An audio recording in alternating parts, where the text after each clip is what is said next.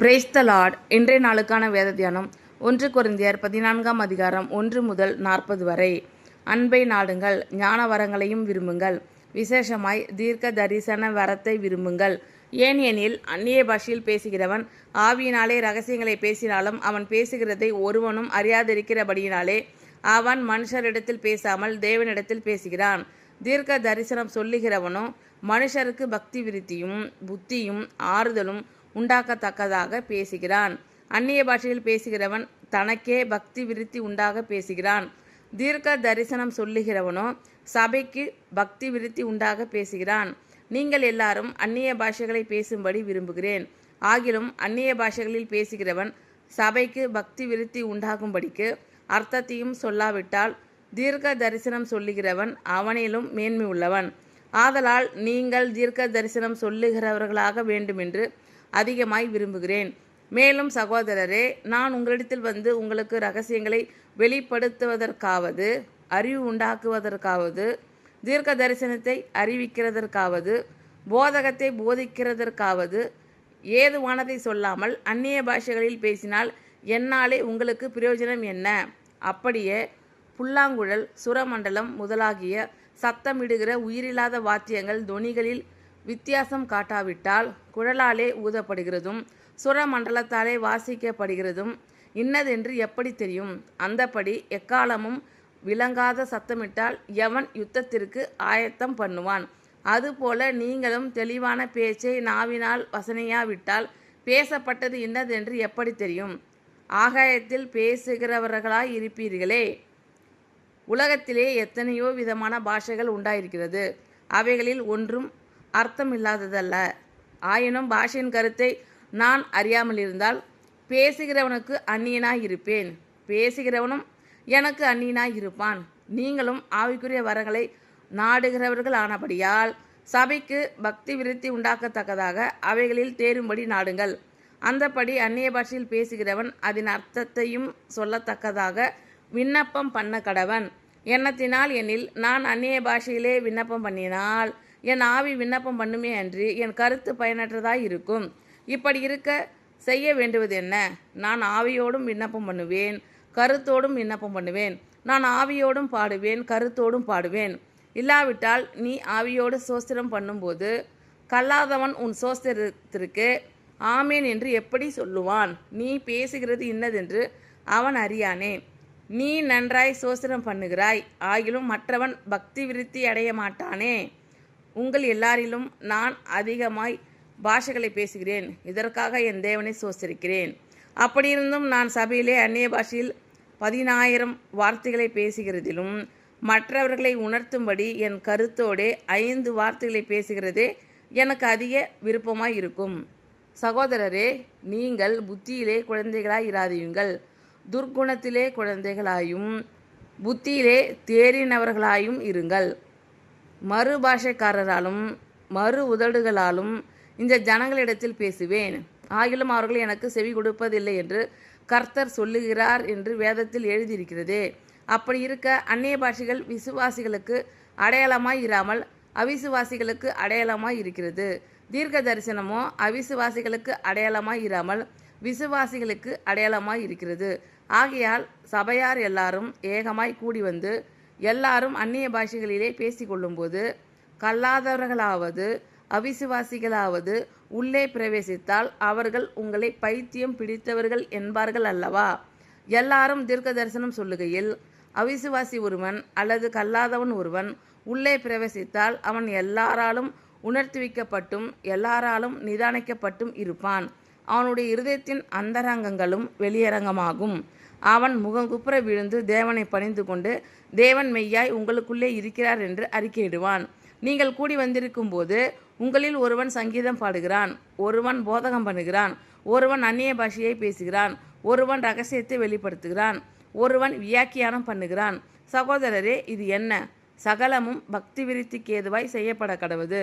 யாராவது அந்நிய பாஷையிலே பேசுகிறது உண்டானால் அது 2 பேர் மட்டில் அல்லது மிஞ்சினால் 3 பேர் மட்டில் அடங்கவும் அவர்கள் ஒவ்வொருவராய் பேசவும் ஒருவன் அர்த்தத்தை சொல்லவும் வேண்டும். அர்த்தம் சொல்லுகிறவன் இல்லாவிட்டால் சபையிலே பேசாமல் தனக்கும் தேவனுக்கும் தெரிய பேச கடவன். தீர்க்கதரிசிகள் 2 பேராவது 3 பேராவது பேசலாம், மற்றவர்கள் நிதானிக்க கடவர்கள். அங்கே உட்கார்ந்திருக்கிற மற்றொருவனுக்கு ஏதாயிலும் வெளிப்படுத்தப்பட்டால் முந்தி பேசினவன் பேசாமல் இருக்க கடவன். எல்லாரும் கற்கிறதற்கும் எல்லாரும் தேறுகிறதற்கும் நீங்கள் அனைவரும் ஒவ்வொருவராக தீர்க்க தரிசனம் சொல்லலாம். தீர்க்கதரிசிகளுடைய ஆவிகள் தீர்க்கதரிசிகளுக்கு அடங்கியிருக்கிறதே.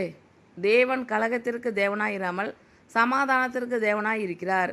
பரிசுத்தவான்களுடைய சபைகள் எல்லாவற்றிலேயும் அப்படியே இருக்கிறது. சபைகளில் உங்கள் ஸ்திரீகள் பேசாமல் இருக்க கடவர்கள். பேசும்படிக்கு அவர்களுக்கு உத்தரவில்லை, அவர்கள் அமர்ந்திருக்க வேண்டும். வேதமும் அப்படியே சொல்லுகிறது. அவர்கள் ஒரு காரியத்தை கற்றுக்கொள்ள விரும்பினால் வீட்டிலே தங்கள் புருஷரிடத்தில் விசாரிக்க கடவர்கள். ஸ்திரீகள் சபையிலே பேசுகிறது அயோக்கியமாய் இருக்குமே. தேவ வசனம் உங்களிடத்தில் இருந்தா புறப்பட்டது, அது உங்களிடத்துக்கு மாத்திரமா வந்தது. ஒருவன் தன்னை தீர்க்கதரிசி என்றாவது ஆவியை பெற்றவன் என்றாவது எண்ணினால் நான் உங்களுக்கு எழுதுகிறவைகள் கர்த்தருடைய கற்பனைகள் என்று அவன் ஒத்துக்கொள்ள கடவன். ஒருவன் அறியாதவனாய் இருந்தால் அவன் அறியாதவனாய் இருக்கட்டும். இப்படி இருக்க சகோதரரே, தீர்க்க தரிசனம் சொல்ல நாடுங்கள். அந்நிய பாஷைகளை பேசுகிறதற்கும் தடை பண்ணாதிருங்கள். சகலமும் நல்லொழுக்கமாயும் கிரமமாயும் செய்யப்பட கடவது. அன்பை நாடுங்கள், ஞான வரங்களையும் விரும்புங்கள். விசேஷமாய் தீர்க்க தரிசன வரத்தை விரும்புங்கள். ஏனெனில் அந்நிய பாஷையில் பேசுகிறவன் ஆவியினாலே இரகசியங்களை பேசினாலும் அவன் பேசுகிறதை ஒருவனும் அறியாதிருக்கிறபடியினாலே அவன் மனுஷரிடத்தில் பேசாமல் தேவனிடத்தில் பேசுகிறான். தீர்க்க தரிசனம் சொல்லுகிறவனோ மனுஷருக்கு பக்தி விருத்தியும் புத்தியும் ஆறுதலும் உண்டாக்கத்தக்கதாக பேசுகிறான். அந்நிய பாஷையில் பேசுகிறவன் தனக்கே பக்தி விருத்தி உண்டாக பேசுகிறான். தீர்க்க தரிசனம் சொல்லுகிறவனோ சபைக்கு பக்தி விருத்தி உண்டாக பேசுகிறான். நீங்கள் எல்லாரும் அந்நிய பாஷைகளை பேசும்படி விரும்புகிறேன். ஆகிலும் அந்நிய பாஷைகளில் பேசுகிறவன் சபைக்கு பக்தி விருத்தி உண்டாகும்படிக்கு அர்த்தத்தையும் சொல்லாவிட்டால் தீர்க்க தரிசனம் சொல்லுகிறவன் அவனிலும் மேன்மை உள்ளவன். ஆதலால் நீங்கள் தீர்க்க தரிசனம் சொல்லுகிறவர்களாக வேண்டுமென்று அதிகமாய் விரும்புகிறேன். மேலும் சகோதரரே, நான் உங்களிடத்தில் வந்து உங்களுக்கு இரகசியங்களை வெளிப்படுத்துவதற்காவது அறிவுண்டாக்குவதற்காவது தீர்க்க தரிசனத்தை அறிவிக்கிறதுக்காவது போதகத்தை போதிக்கிறதற்காவது ஏதுவானதை சொல்லாமல் அந்நிய பாஷைகளில் பேசினால் என்னாலே உங்களுக்கு பிரயோஜனம் என்ன? அப்படியே புல்லாங்குழல் சுரமண்டலம் முதலாகிய சத்தமிடுகிற உயிரில்லாத வாத்தியங்கள் தொனிகளில் வித்தியாசம் காட்டாவிட்டால் குழலாலே ஊதப்படுகிறதும் சுரமண்டலத்தாலே வாசிக்கப்படுகிறதும் இன்னதென்று எப்படி தெரியும்? அந்தபடி எக்காலமும் விளங்காத சத்தமிட்டால் எவன் யுத்தத்திற்கு ஆயத்தம் பண்ணுவான்? அதுபோல நீங்களும் தெளிவான பேச்சை நாவினால் வசனையாவிட்டால் பேசப்பட்டது இன்னதென்று எப்படி தெரியும்? ஆகாயத்தில் பேசுகிறவர்களாய் இருப்பீர்களே. உலகத்திலே எத்தனையோ விதமான பாஷைகள் உண்டாயிருக்கிறது. அவைகளில் ஒன்றும் அர்த்தமில்லாததல்ல. ஆயினும் பாஷையின் கருத்தை நான் அறியாமல் இருந்தால் பேசுகிறவனுக்கு அந்நியனாய் இருப்பேன், பேசுகிறவனும் எனக்கு அந்நியனாய் இருப்பான். நீங்களும் ஆவிக்குரிய வரங்களை நாடுகிறவர்களானபடியால் சபைக்கு பக்தி விருத்தி உண்டாக்கத்தக்கதாக அவைகளில் தேரும்படி நாடுங்கள். அந்தபடி அந்நிய பாஷையில் பேசுகிறவன் அதன் அர்த்தத்தையும் சொல்லத்தக்கதாக விண்ணப்பம் பண்ண கடவன். எண்ணத்தினால் எனில் நான் அந்நிய பாஷையிலே விண்ணப்பம் பண்ணினால் என் ஆவி விண்ணப்பம் பண்ணுமே அன்றி என் கருத்து பயனற்றதாக இருக்கும். இப்படி இருக்க செய்ய வேண்டுவது என்ன? நான் ஆவியோடும் விண்ணப்பம் பண்ணுவேன், கருத்தோடும் விண்ணப்பம் பண்ணுவேன். நான் ஆவியோடும் பாடுவேன், கருத்தோடும் பாடுவேன். இல்லாவிட்டால் நீ ஆவியோடு சோஸ்திரம் பண்ணும்போது கல்லாதவன் உன் சோஸ்திரத்திற்கு ஆமேன் என்று எப்படி சொல்லுவான்? நீ பேசுகிறது இன்னதென்று அவன் அறியானே. நீ நன்றாய் சோஸ்திரம் பண்ணுகிறாய், ஆகிலும் மற்றவன் பக்தி விருத்தி அடைய மாட்டானே. உங்கள் எல்லாரிலும் நான் அதிகமாய் பாஷைகளை பேசுகிறேன், இதற்காக என் தேவனை சோஸ்தரிக்கிறேன். அப்படியிருந்தும் நான் சபையிலே அந்நிய பாஷையில் 10,000 வார்த்தைகளை பேசுகிறதிலும் மற்றவர்களை உணர்த்தும்படி என் கருத்தோடே 5 வார்த்தைகளை பேசுகிறதே எனக்கு அதிக விருப்பமாய் இருக்கும். சகோதரரே, நீங்கள் புத்தியிலே குழந்தைகளாய் இராதீங்கள், துர்க்குணத்திலே குழந்தைகளாயும் புத்தியிலே தேறினவர்களாயும் இருங்கள். மறுபாஷைக்காரராலும் மறு உதடுகளாலும் இந்த ஜனங்களிடத்தில் பேசுவேன், ஆகிலும் அவர்கள் எனக்கு செவி கொடுப்பதில்லை என்று கர்த்தர் சொல்லுகிறார் என்று வேதத்தில் எழுதியிருக்கிறதே.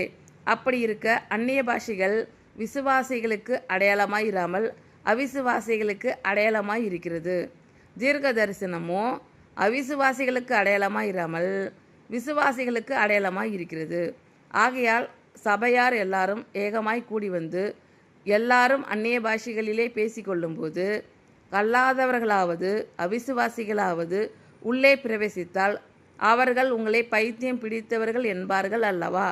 எல்லாரும் தீர்க்க தரிசனம் சொல்லுகையில் அவிசுவாசி ஒருவன் அல்லது கல்லாதவன் ஒருவன் உள்ளே பிரவேசித்தால் அவன் எல்லாராலும் உணர்த்துவிக்கப்பட்டும் எல்லாராலும் நிதானிக்கப்பட்டும் இருப்பான்.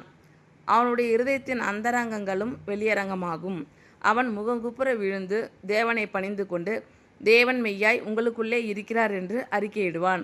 நீங்கள் கூடி வந்திருக்கும்போது உங்களில் ஒருவன் சங்கீதம் பாடுகிறான், ஒருவன் போதகம் பண்ணுகிறான், ஒருவன் அந்நிய பாஷையை பேசுகிறான், ஒருவன் இரகசியத்தை வெளிப்படுத்துகிறான், ஒருவன் வியாக்கியானம் பண்ணுகிறான். சகோதரரே, இது என்ன? சகலமும் பக்தி விருத்திக்கு ஏதுவாக செய்யப்பட கடவது.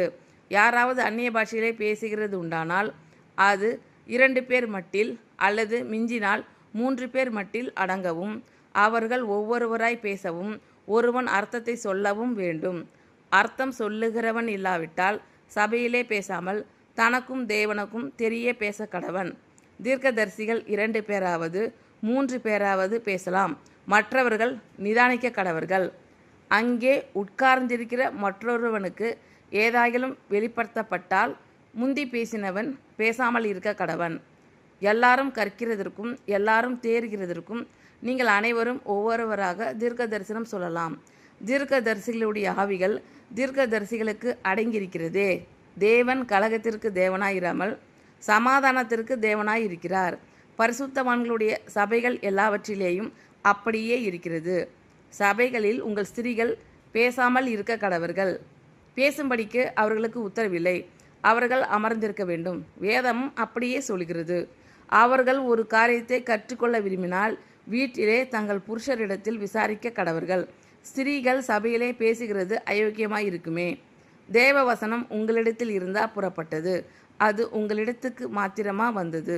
ஒருவன் தன்னை தீர்க்கதரிசி என்றாவது ஆவியை பெற்றவன் என்றாவது எண்ணினால் நான் உங்களுக்கு எழுதுகிறவைகள் கர்த்தருடைய கற்பனைகள் என்று அவன் ஒத்துக்கொள்ள கடவன். ஒருவன் அறியாதவனாய் இருந்தால் அவன் அறியாதவனாய் இருக்கட்டும். இப்படி இருக்க சகோதரரே, தீர்க்க தரிசனம் சொல்ல நாடுங்கள், அந்நிய பாஷைகளை பேசுகிறதற்கும் தடை பண்ணாதிருங்கள். சகலமும் நல்லொழுக்கமாயும் கிரமமாயும் செய்யப்பட கடவது. ஆமீன். Thank you Lord. கர்த்தர் உங்கள் அனைவரையும் ஆசீர்வதிப்பாராக. God bless you all.